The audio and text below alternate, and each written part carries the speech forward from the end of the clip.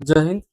इस वीडियो में हम क्लास 10th एनसीईआरटी बुक प्रश्नावली 3.2 इस वीडियो में हम जो प्रश्नावली है उसमें प्रतिस्थापन विधि से हल करने को बोलेगा। प्रतिस्थापन विधि वो होती है, दो समीकरण दिया होगा, एक समीकरण को आप उठाइए, x या y का मान दूसरे वाले समीकरण में रख दीजिए, यही होती है प्रतिस्थापन विधि। इसके बाद अगला जो प्रश्नावली है वो है विलोपन विधि। यहाँ पर प्रश्नावली में हमको केवल प्रतिस्थापन विधि पढ़ना है। चलिए जानते हैं प्रतिस्थापन विधि के थोड़े बारे में। दो समीकरण दिया होगा, x या y का मान निकाल कर दूसरे वाले समीकरण में रख देंगे। जैसे यहाँ पर देखिए दिया है x plus y is equal to 14, इसको आप समीकरण 1 मान लीजिए, और x माइनस वाई बराबर 4, इसको आप समीकरण 2 मान लो। जैसे मान समीकरण 2 से समीकरण 2 क्या है, x माइनस वाई बराबर 4, तो आप क्या करो, x बराबर ले लो, x बराबर ये जो माइनस वाई है उस तरफ जाएगा तो क्या हो जाएगा प्लस, तो 4 प्लस वाई, ये x का मान आ गया। अब जो काम क्या करोगे, ये x का जो मान आया है समीकरण 2 से आया है, तो आप ये x का मान 2 में नहीं रखोगे, 1 में रखोगे, क्योंकि जो मान निकाले हो आप x का वो दो समीकरण 2 से निकाले हो। तो x का मान समीकरण 1 में रखने पर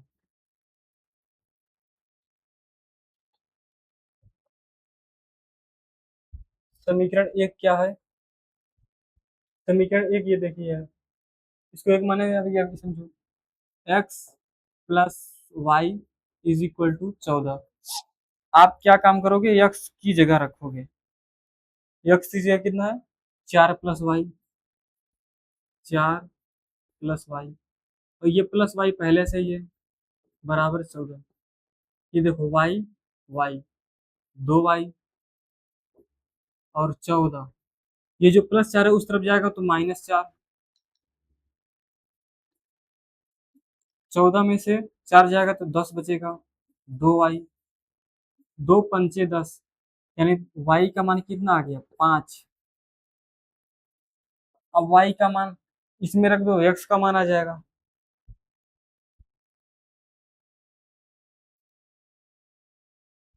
वाई का मान समीकरण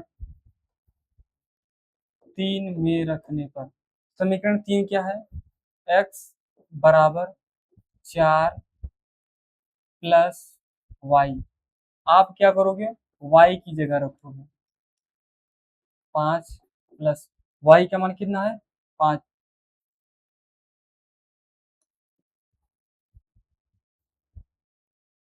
4 प्लस 5, 5 4 9, यानी एक्स का मान 9 और वाई का मान 5। यही होता है प्रतिस्थापन विधि।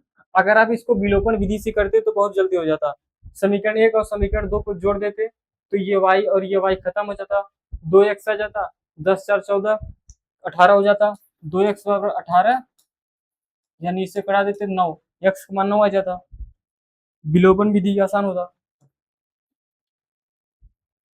लेकिन इसमें बोला प्रतिस्थापन विधि से, इसलिए हम यहाँ पर प्रतिस्थापन विधि से हल कर रहे हैं। दूसरा क्वेश्चन क्या है,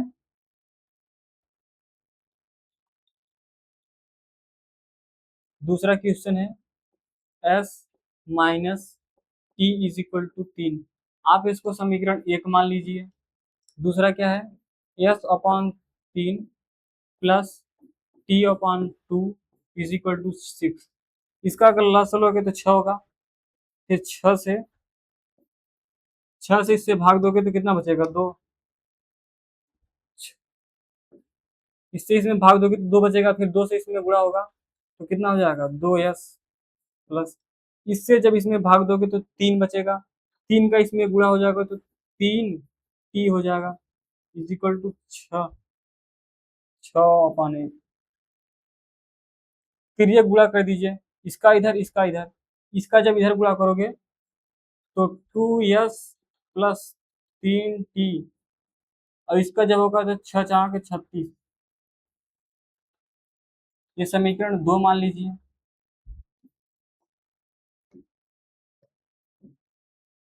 समीकरण 1 से, समीकरण 1 से, समीकरण 1 क्या है? समीकरण 1 है s minus t is equal to 3। तो s बराबर क्या होगा? s, ये माइनस टी है, उस तरफ जाएगा तो प्लस हो जाएगा, 3 प्लस टी। अब देखो ये किस समीकरण से आया है? ये समीकरण 1 से आया है, तो यस का मान 1 में नहीं रखोगे, 2 में रखोगे, यानी इसमें एस का मान,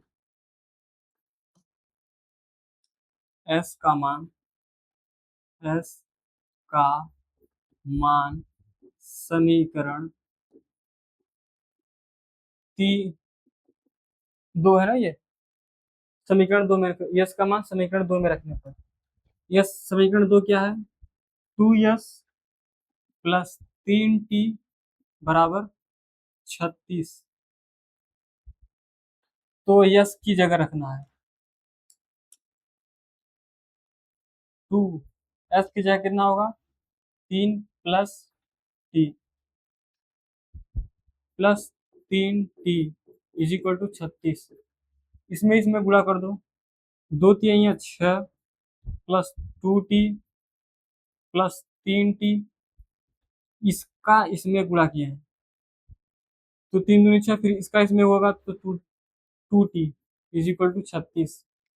ये देखो 2t और 3t, 5t, ये 36, ये 6 उस तरफ जाएगा तो -6, 36 में से 30 जाएगा तो 6 बचेगा, 36 में से 6 जाएगा तो 30 बचेगा, 5t, 5×6 = 30, यानी t का मान आ गया 6। अब t का मान आप इसमें रख दीजिए, t का मान समीकरण 3 में रखने पर, समीकरण 3 कितना है? s is equal to 3 plus t, आप टी की जगह रखोगे 3, टी का मान कितना है? 6, तो 6 3 9, यानी s का मान कितना आ गया? 9। कोई डाउट?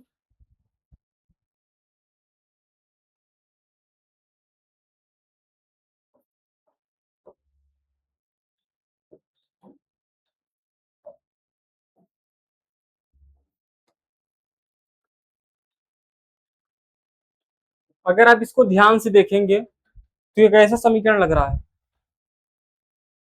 अनंत हल वाला। याद है ना समीकरण का जो नियम होता है? ये देखिए 3s 3x minus y is equal to 3, 9x minus 3y is equal to 9।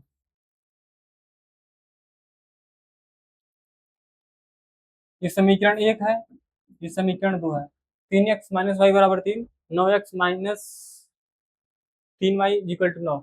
आपको ये याद है ना, ये वाला चीज a1/a2, देखिए a1 3, a2 9 is equal to b1 -1, b2 -3, और c1 3 और c2 9। अगर आप इसको कटाओगे, 3 1 का 3, 3 3 का 9, माइनस से माइनस खत्म, और ये 3 1 का 3, 3 3 का 9, तो कितना हो गया? 1/3 इज इक्वल टू 1/3,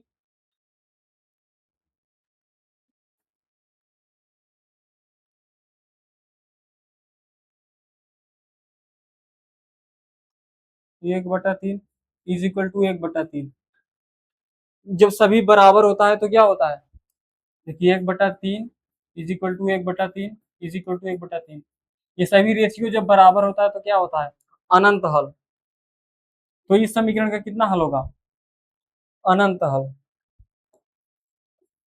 अनंत हल। तो समीकरण कितना है? 3x माइनस वाई बराबर 3। इसको इस तरफ ला लीजिए, वाई वाई को उस तरफ भेज दीजिए। 3x, इसको इस तरफ ला रहे हैं -3, और वाई को इस तरफ। ये हो गया। इस समीकरण कितना होगा? अनंत हल। आप x का मान कुछ भी रख दीजिए, y का मान आपको प्राप्त होगा। कुछ भी मतलब वास्तविक संख्या। क्लियर है ना? इस समीकरण का अनंत हल क्यों होगा? क्योंकि इसका रेशियो बराबर होगा। 3 × 9 1/3, इसका भी 1/3, ये भी 1/3। सभी रेशियो बराबर है, इसीलिए इस समीकरण का अनंत हल होगा।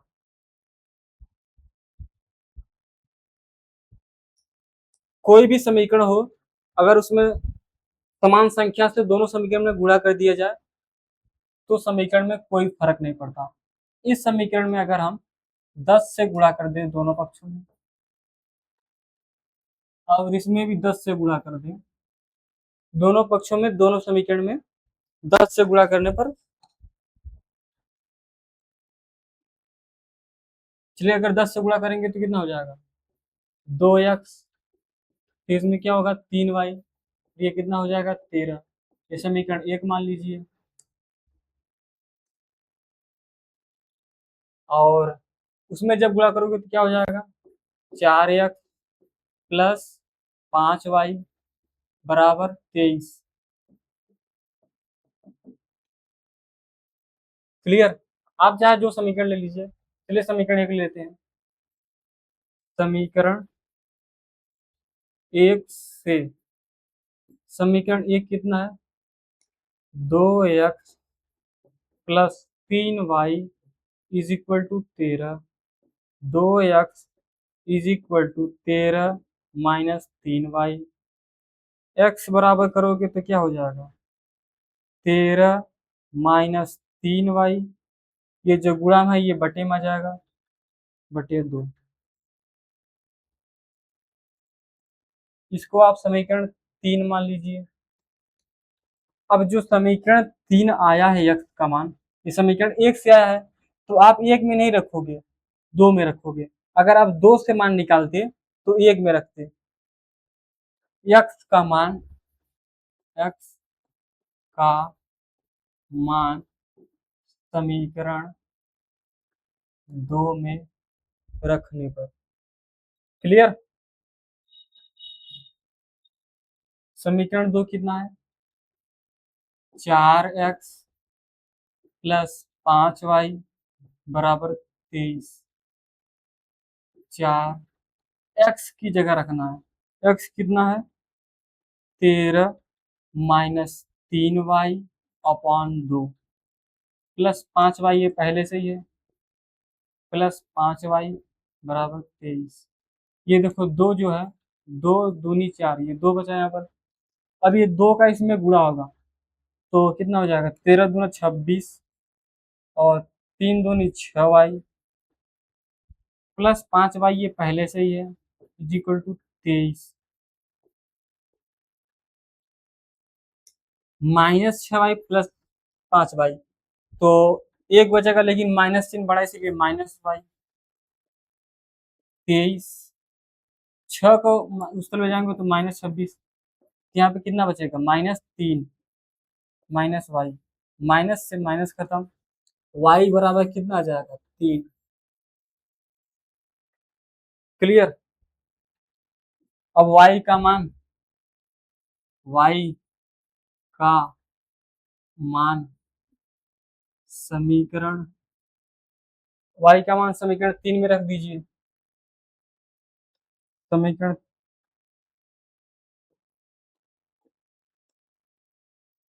समीकरण 3 में रखने पर, समीकरण 3 कितना है?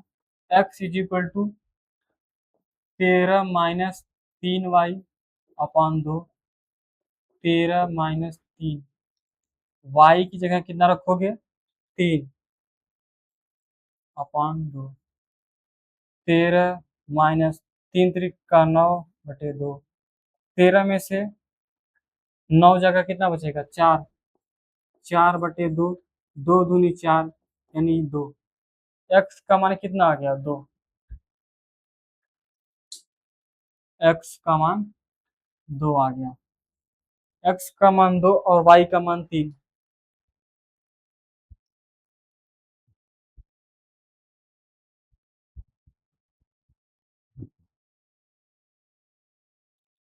ये समीकरण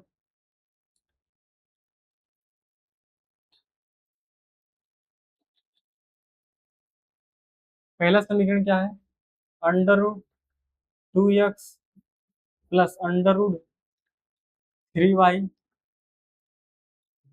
इज इक्वल टू 0, समीकरण 1 मान लीजिए।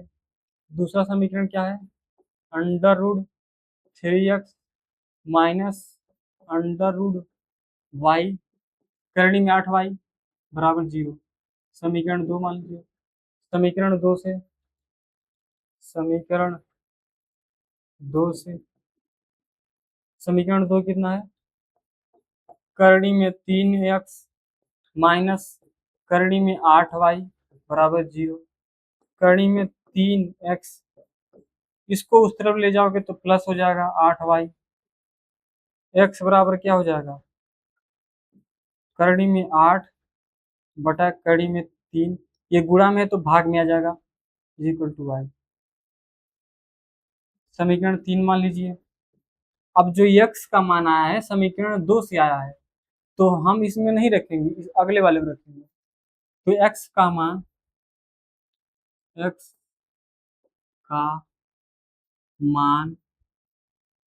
समीकरण 1 में रखने पर, समीकरण 1 कितना है, करनी में 2x प्लस करनी में 3y बराबर 0, करनी में 2, x मान कितना है, √8 बटे √3 इंटू वाई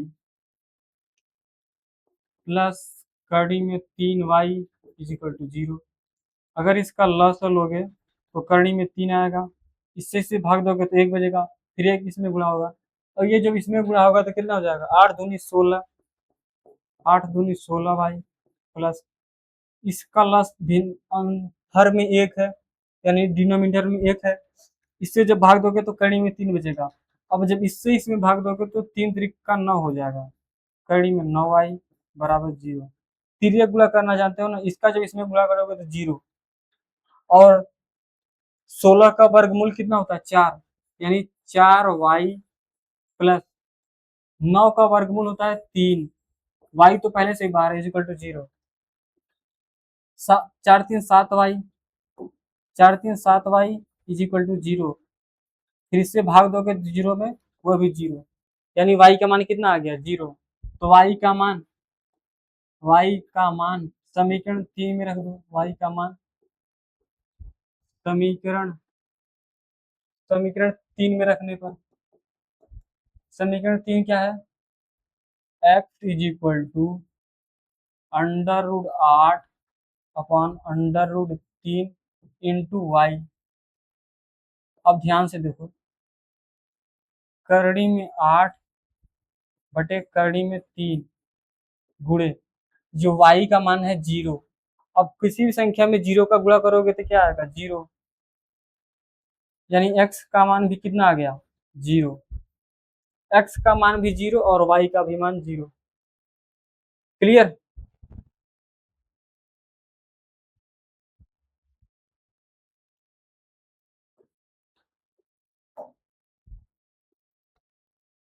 पहला समीकरण क्या है, 3x/2 3x/2 minus 5y/3 is equal to -2। इसका जब लॉस लोगे तो आप कितना होगा 6, फिर इससे इसे भाग दोगे तो 3 बचेगा, 3 से इसमें गुणा होगा तो 3 3 का 9y माइनस, इससे इसमें भाग दोगे तो 2 बचेगा, फिर 2 से इसमें गुणा होगा तो 5 दूनी 10 इज इक्वल टू -2/8। इसको तिर्यक गुणा कर दो, इसका इधर और इसका इधर, एक से गुणा करोगे तो कोई फर्क नहीं पड़ेगा, ये हो जाएगा 9x माइनस 10y 6 दूनी 12, माइनस का चिन्ह नहीं, चलिए माइनस। ये समीकरण 1 हो गया। समीकरण 2 कितना है?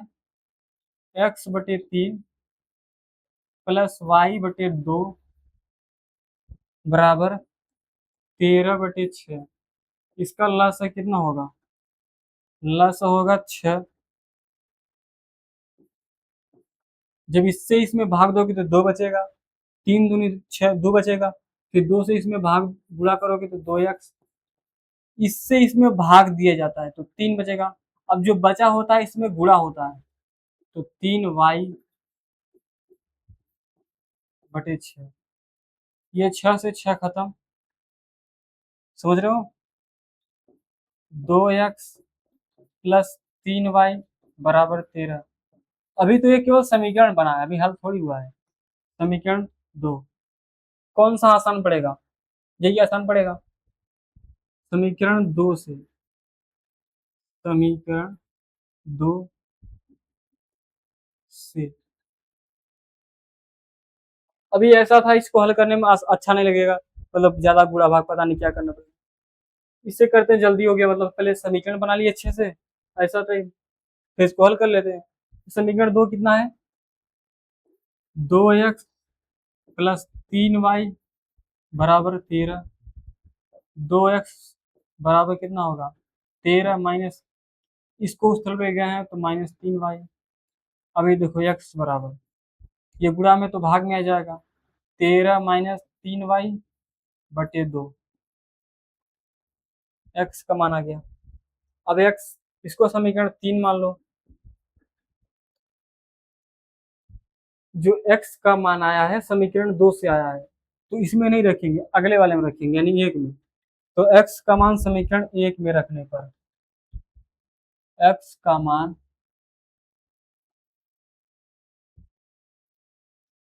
x का मान समीकरण 1 में रखने पर, समीकरण 1 में, समीकरण 1 कितना था? 9x माइनस 10y बराबर 12। 9x माइनस 10y बराबर 12। 9x माइनस 10y बराबर -12। 9x की जगह क्या रखना पड़ेगा? 13 minus 3y/2। 13 minus 3y/2 minus 10y, ये पहले से ही है, -12। पहले गुणा कर लें, चलिए पहले लसा ले लेते हैं। इसका लसा कितना होगा? 2। इससे इसमें भाग दोगे तो 1 बचेगा। फिर 1 से गुणा करोगे तो 1 ही रह जाए, लेकिन ये जो बाहर ना हो इससे गुणा होगा अंदर, तो इसका गुणा अंदर करेंगे। 13 9 ये कितना होगा? 117। फिर 9 9 9 9 9 3 27y, 9 3 27y। जब इससे इसमें भाग दोगे तो 1 बचेगा। फिर 1 से इसमें गुणा, इसमें 1 से इसमें भाग दोगे तो 2 बचेगा। फिर 2 से इसमें गुणा करोगे तो 10 दूनी 20, -20y हो जाएगा, बराबर -12/8। इसका इधर गुणा, इसका इधर गुणा, तिर्यक गुणा कर दे रहे हैं। 117 माइनस, ध्यान से अगर देखो आप, -27 और -20 कितना हो गया?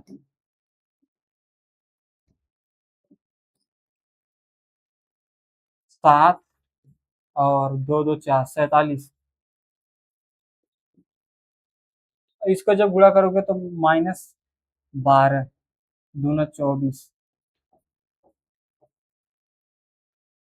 एक काम करते हैं, इसको इस तरफ लाते हैं। 117 प्लस 24, और इसको उस तरफ ले जाएंगे तो कितना होगा? +47y।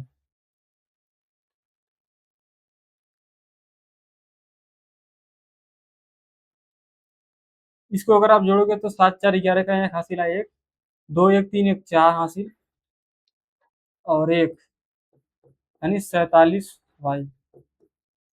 ये 3 बार में कट जाएगा। 47 3 का 9, यानी y के मान 3 आ गया। अब y का मान, y का मान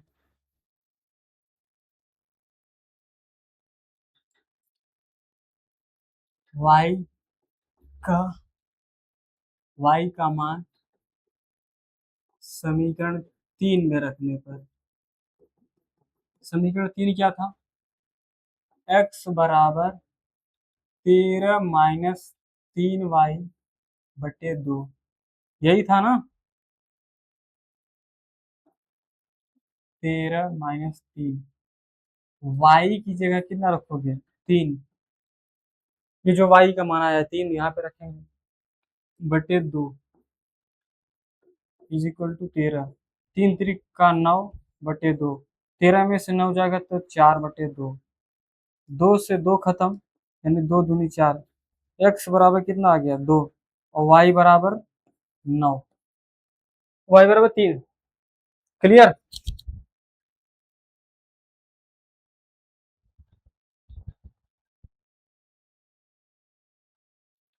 ये को हल कीजिए और m का मान ज्ञात कीजिए जिसके लिए, ठीक है। इसमें तो बोला नहीं है किस विधि से हल करें, तो हम विलोपन विधि से हल कर देना, क्योंकि बहुत आसान होगा विलोपन विधि से। देखिए 2x प्लस 3y बराबर 11, 2x माइनस 4y बराबर -24। ये समीकरण 1 है, ये समीकरण 2 है। क्या करते हैं, घटा देते हैं, घटा देते हैं। देखिए घटाओगे, ये माइनस, जब माइनस करोगे तो ये माइनस से प्लस हो जाएगा, फिर ये जब माइनस करोगे तो ये प्लस हो जाएगा, प्लस और ये माइनस खत्म। 3 और 1 4, 4 3 7y, और ये जब जोड़ोगे ये माइनस था प्लस हो गया है, तो 4 1 5, 2 1 3, यानी 7 5 35। y का मान कितना आ गया, 5। अब y का मान 5 है क्या, आप चाहे 1 में रखो या फिर 2 में, हम 1 में रख देते हैं। y का मान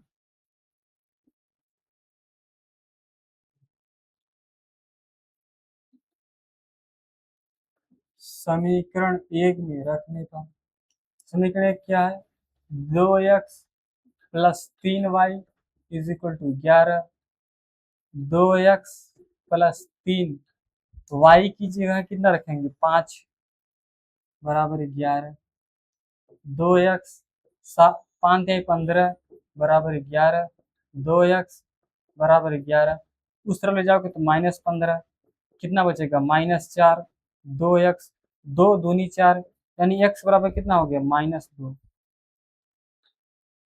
बस, और क्या निकालना है, m और n का मान ज्ञात, m का मान ज्ञात करना, ठीक है। एक समीकरण दिया है इसमें, समीकरण क्या है,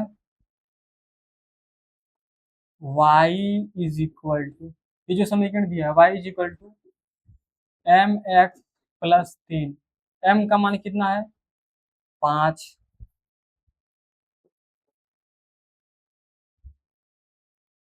m का मान कितना है, 5, x का मान कितना है, -2 प्लस 3, ये जो प्लस 3 है इस तरफ ला रहे हैं, तो 5 -3 इज इक्वल टू -2m, ये जो -2m गुणा करोगे तो -2m हो जाएगा, 5 में से 3 जाएगा तो 2 बचे, -2m, -2 इस तरफ आएगा तो गुणा में है तो भाग में जाएगा, -2/m, 2 कम 2, यानी m का मान कितना हो गया, -1, m is equal to -1, m is equal to -1। चलिए ठीक है, वीडियो ज़्यादा लंबा हो जाएगा। जय हिंद, और सब्सक्राइब करना ना भूलें, अपना राय कमेंट में जरूर